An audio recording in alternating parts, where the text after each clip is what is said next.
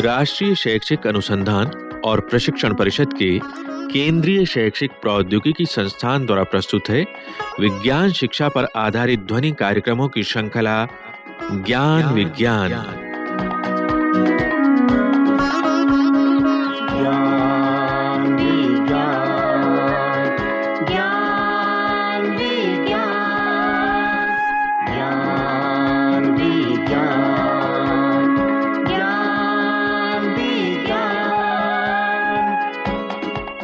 इस श्रृंखला में आज प्रस्तुत है कार्यक्रम हंसते खेलते बच्चे।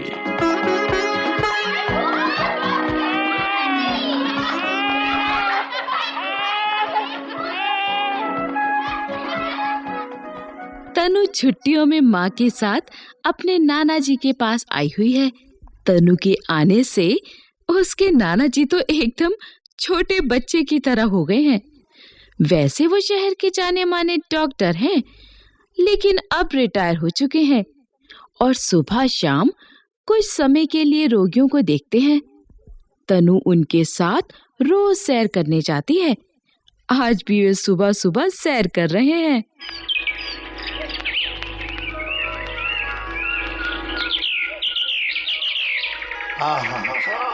कैसी बढ़िया हवा चल रही है, कितना आनंद आ रहा है इस हवा में। वाह वाह। नाना जी वहाँ पर जरा देखिए तो। कहाँ, किधर, क्या देखना बेटा? अरे उधर सामने। ओह, आजकल तो जैसे मैं तनु की आंखों से ही देखने लगा हूँ। वहाँ दीवार पर कुछ लिखा है। तनु जरा पढ़कर तो देखो क्या लिखा है।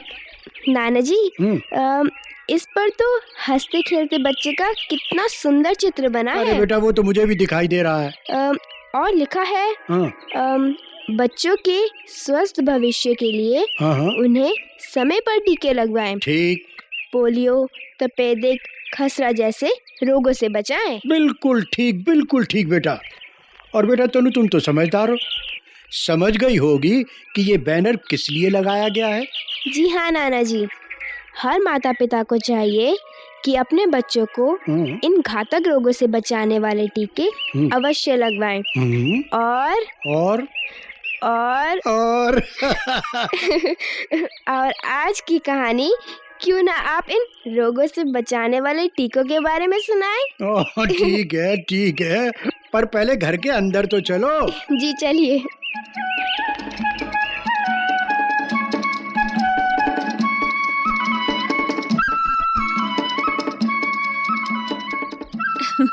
दोनों घर के अंदर जाते हैं। तब नाना जी कहते हैं, हाँ तो तनु जी, आज मैं तुम्हें इन रोगों से बचाने वाले टीकों के आविष्कार की कहानी सुनाऊंगा। सबसे पहले चेचक से बचाने वाले टीके का आविष्कार हुआ था। और ये अच्छा काम किसने किया था? इस आविष्कार को करने वाले थे एडवर्ड जेनर। शाबाश तनु, शाबाश, एकदम सही जवाब। घातक रोग चेचक से बचाने वाले टीके या वैक्सीन का आविष्कार डॉक्टर एडवर्ड जेनर ने किया था। अरे नाना जी ये तो मुझे पता ही है। पर ये पता तुम्हें, वो इंग्लैंड के एक गांव में रहते थे, लेकिन इससे भी पहले भारत और चीन में इस रोग से बचाव के एक तरीके के बारे में लोग जानते थे। अच्छा, वो कौन सा तरीका था नाना जी? बेटे चेचक का भयानक रोग बहुत पुराने समय से मनुष्य को आतंकित करता आया था।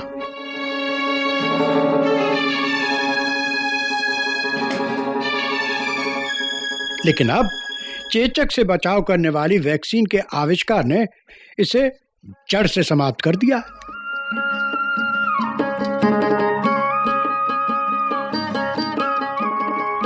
एक विशेष बात ने लोगों का ध्यान खींचा था। वो क्या नाना जी? वो ये बेटा कि यदि एक बार किसी को चेचक का रोग हो जाता था और उसके प्राण बच जाते थे, तो फिर भविष्य में उसे फिर कभी चेचक नहीं होता था। अच्छा, वो रोग के प्रभाव से बचा रहता था। यानी उसके अंदर चेचक से लड़ने की प्रतिरोधी शक्ति आ जाती थी। हाँ बेटे, भारत और चीन के कई चिकित्सकों का ध्यान भी इस महत्वपूर्ण बात की ओर गया। अच्छा। और बेटे इसी के आधार पर उन्होंने चेचक से बचाव का तरीका खोज निकाला।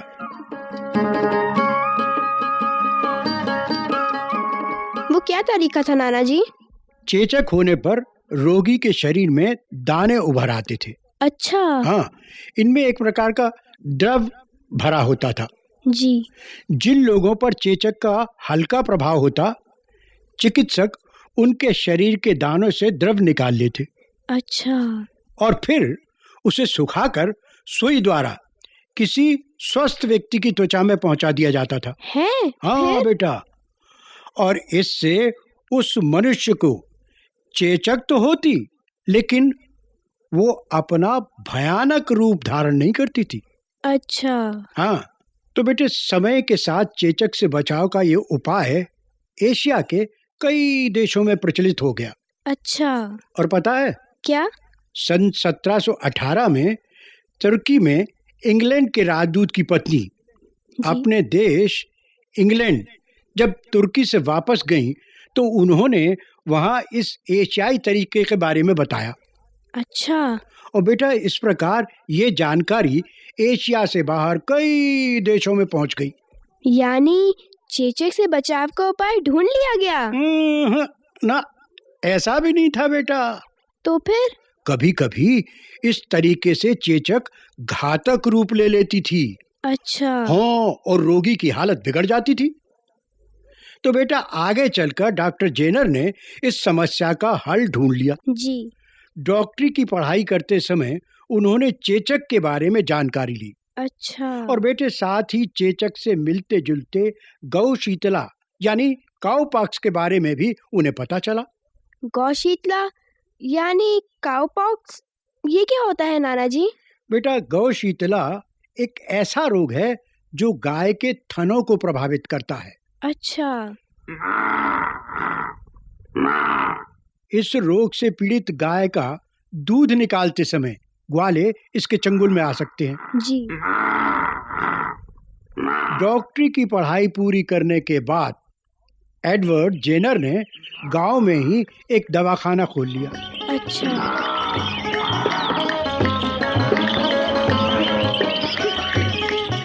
तब गौशीतला के रोगी ग्वाले उनके पास इलाज के लिए आने लगे।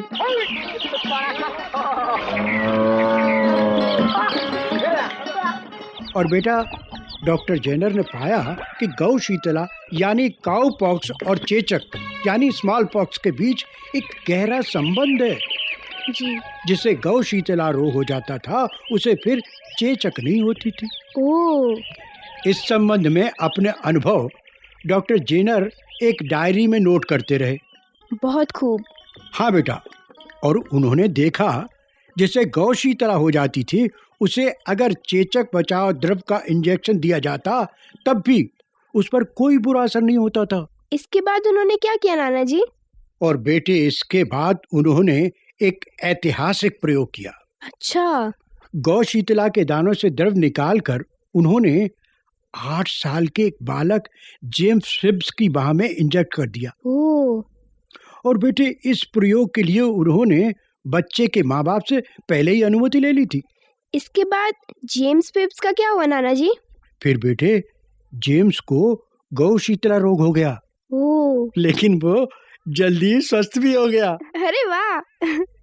इससे उनका विश्वास बढ़ा और अब डॉक्टर जेनर ने उस पर अपना अगला प्रयोग किया। वो कैसा प्रयोग था नाना जी? बेटे, इस बार उन्होंने चेचक के रोगी के दानों से निकला द्रव जेम्स की बाह में इंजेक्शन से पहुंचा दिया। फिर क्या हुआ? बेटे, इससे जेम्स को चेचक का प्राण लेवा रोग भी हो सकता था। अच्छा। लेकिन आश्चर्य, उसे कुछ न हुआ। अरे वाह। और उसके लगभग 1 महीने बाद उन्होंने फिब्स पर फिर अपना प्रयोग दोहराया। ओह। और बेटा, इस बार भी वो एकदम स्वस्थ रहा। अरे वाह।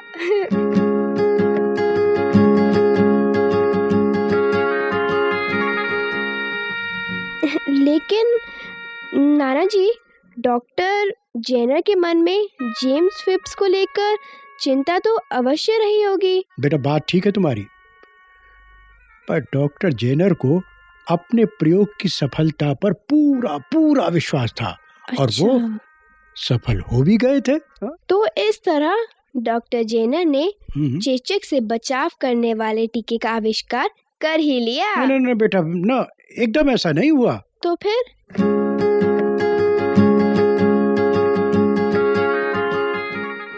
नाना जी ने तनु को बताया कि डॉक्टर जेनर ने अपने प्रयोग की सफलता का पूरा विवरण प्रकाशित करवाया तो सब चकित रह गए। अनेक ने उनकी प्रशंसा की तो कई ने उनका विरोध भी किया।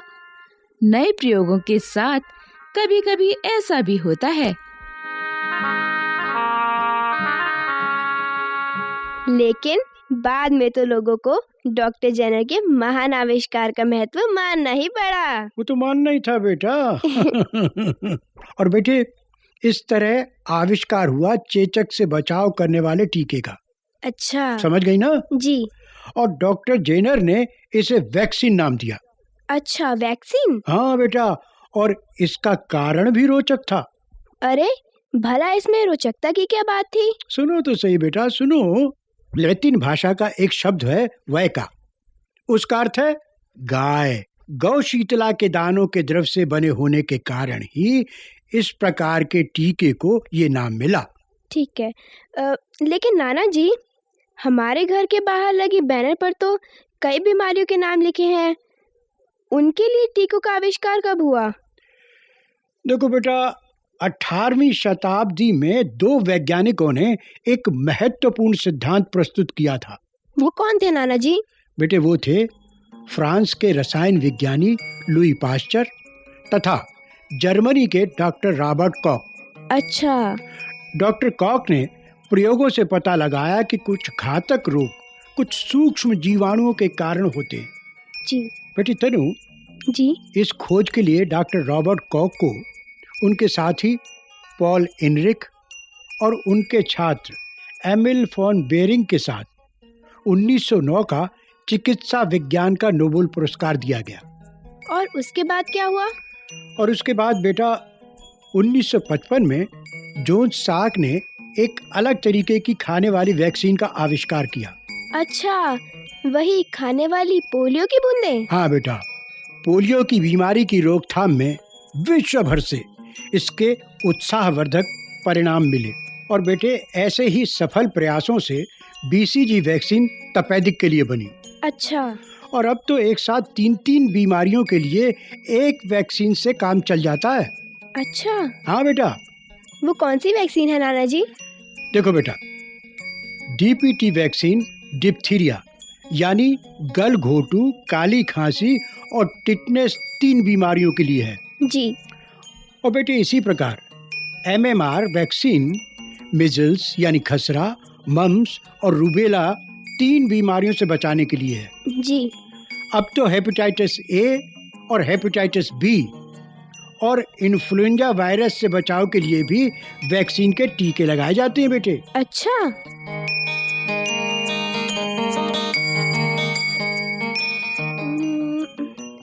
अरे क्या बात है बेटे, ये बात सुनकर तुम जैसे किसी गहरे सोच में डूब गई हो।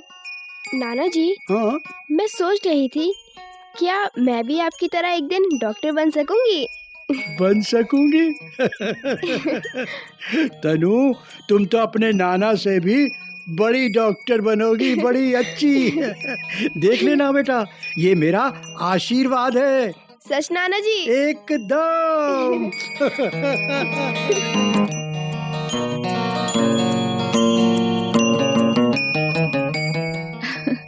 हाँ तो बच्चों, बातों ही बातों में तनु ने अपने नाना जी से सीखी कितनी ही नई नई बातें।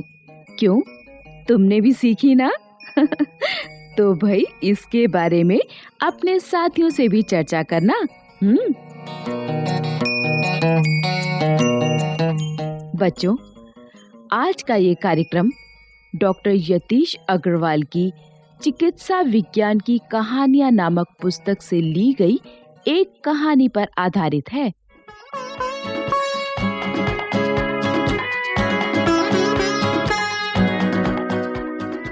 हंसते खेलते बच्चे, अभी आप सुन रहे थे कार्यक्रम।